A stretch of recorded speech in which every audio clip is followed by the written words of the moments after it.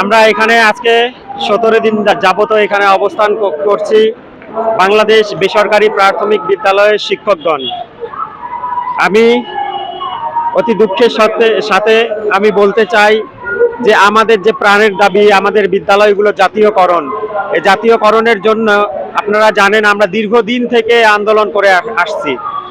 আপনারা জানেন ইতিপূর্বেই কিন্তু 26,000 বেসরকারি প্রাথমিক বিদ্যালয়গুলো জাতীয়করণ করা হয়, কিন্তু আমাদের দুর্ভাগ্য যে 4,159টি বিদ্যালয় এখন পর্যন্ত বেসরকারি রয়ে গেছে। আপনারা জানেন আমাদের জীবন দশা যে কি অবস্থায় চলছে সেটি আমরা একমাত্র জানি। আমাদের সরকার 1 টাকা বেতন দেয় না, অথচ আমরা আজকে যুগের পর যুগ ধরে আমরা বিদ্যা দান করে আসছি, সে পাঠদান করে আসছি। আমাদের সংসারগুলো চালানো যে এত দুর্বিষহ হয়ে গেছে যেটা আমরা আসলে ভাষায় প্রকাশ করতে পারি না। আমাদের জীবন দশা চলার জন্য যে অর্থের প্রয়োজন তার 1 টাকাও আমরা যোগান দিতে পারি না। আমরা কোনো রকম টিউশনি করিয়ে ওর কাছে হাত পেতে আমরা কোনো রকম আমরা সংসার চালাচ্ছি। আমাদের বাড়িতে যখন চাল থাকে না, বাড়িতে যখন খাবার থাকে না, আমাদের সন্তানদের মুখে যখন আমরা ভাত তুলে দিতে পারি না, তখন আমরা জানি যে আসলে আমাদের জীবন দিয়ে কি অবস্থা যাচ্ছে। আমি অতি দুঃখের সাথে বলতে চাই যে আমরা গত ফেব্রুয়ারিতে যা আমাদের 3 দিনের অবস্থান কর্মসূচি হয়েছিল, সে তার আলোকে আমাদের প্রধান উপদেষ্টা একটি চিঠি করেছেন আমাদের সচিবালয়ে যে এই স্কুলগুলো জাতীয়করণের জন্য। কিন্তু দুঃখের বিষয় যে আজকে 1 মাস পেরিয়ে গেলেও এখন পর্যন্ত সেই চিঠির কোনো আশার আলো দেখেনি। সেই চিঠিটি যে বাস্তবায়ন হবে সেটি এখনো পর্যন্ত করা হয়নি। আপনারা জানেন আমি যে বিদ্যালয়ে অবস্থান করছি, যে বিদ্যালয়ে আমি কর্মরত রয়েছি, সেটি একটি চরের মধ্যে, কুড়িগ্রাম জেলা চিলমারি থানার চর 200 বিঘা। আশেপাশে আপনার 3-4 কিলোর মধ্যে কোনো বিদ্যালয় নেই।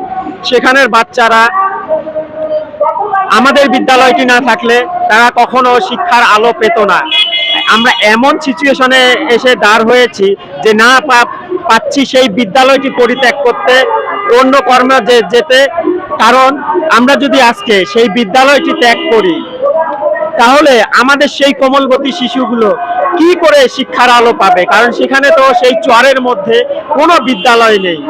অথচ আমরা বারবার উপজেলা শিক্ষা অফিসে এবং ডিপিও অফিসে চিঠি করেছি এবং আজকে আমরা 17 দিন যাবত এই জাতীয় প্রেস ক্লাবের সামনে অবস্থান কর্মসূচি পালন করছি। কিন্তু দুঃখের বিষয় এখন পর্যন্ত সচিবালয় থেকে বা প্রধান উপদেষ্টার পক্ষ থেকে এখানে এসে আমাদেরকে সান্ত্বনামূলক একটি কথা বলে আমাদের এই অবস্থান কর্মসূচি এখন পর্যন্ত তারা সাঙ্গ করেননি, শেষ করেননি। আমাদের পকেটের টাকা ফুরিয়ে গেছে, ওর কাছ থেকে আমরা ধার নিয়ে কোনো রকম ভাবে এখানে আমরা অবস্থান করছি। এখানে আমাদের ঘুমানো কোনো বন্দোবস্ত নেই। এখানে আমরা ধুলাবালার মধ্যে, দুঃখ দুর্দশার মধ্যে রয়েছি। আমাদের খাবারের জন্য বিভিন্ন সংস্থার কাছে মুখ চেয়ে থাকতে হচ্ছে, তথাপি এখন পর্যন্ত আমরা সচিবালয় থেকে কোনো সাড়া পাচ্ছি না। তাই আমরা শিক্ষক সমিতির পক্ষ থেকে, শিক্ষক মন্ডলীর পক্ষ থেকে বিনীত করজোড়ে অনুরোধ করব, আপনারা আমাদের দিকে একটু দৃষ্টিপাত করেন। আপনারা এখানে উপস্থিত হন, হয়ে আমাদেরকে সেই চিঠির আলোকে কি বাস্তবায়ন করবেন সেটি এখানে আমাদের বলে আমাদের বিদায় দেন। আমরা শিক্ষক, আমাদের রাজপথে থাকা মানায় না, আমাদের মানায় আমাদের বিদ্যালয়গুলোতে। আজকে দুঃখের সহিত বলতে হয় যে বৈষম্য দূর করার জন্য আমাদের ছাত্ররা আমাদের তাজা বুকের রক্ত ঢেলে দিয়ে যে বৈষম্য দূর করার প্রতিজ্ঞাবদ্ধ করে এই সরকারকে গঠন করা হয়েছে। আমি ভেবেছিলাম বিশেষ করে যে আমাদের শিক্ষকদের আর মনে হয় রাজপথে যেতে হবে না, কিন্তু 6 মাস পেরিয়ে গেলেও এর কোনো আমরা আশার আলো দেখিনি। তাই আমরা এখানে রাজপথে এসেছি। আমাদের সন্তানরা, সে আবু সাইদ, সেই মুগ্ধ, তাদের যে চাওয়া পাওয়া বাংলাদেশ বৈষম্য দূরীকরণ, কিন্তু আমরা শিক্ষকরাই যদি শিক্ষাগণগুলো যদি বৈষম্যের শিকার হয়, সেখানে কি করে সমগ্র বাংলাদেশ বৈষম্যের শিকার থেকে মুক্তি পাবে? তাই আমি বিনীত অনুরোধ করব আমাদের শ্রদ্ধেয় স্যার ডক্টর ইউনূস স্যারকে হয় আমাদের আমাদের যে জীবনের তো আর কিছুই নেই, না আমরা সংসার চালাতে পাচ্ছি না স্কুল চালাতে পাচ্ছি। আমরা যে স্কুলে, যেমন আমার বিদ্যালয়ে সে ব্রহ্মপুত্র নদী পার হয়ে যেতে হয় 1 কিলো দূরে স্কুলটি। আমি যে যাওয়া আসা করবো, সে যাওয়া আসা ভাড়াটি পর্যন্ত আমার পকেটে থাকে না।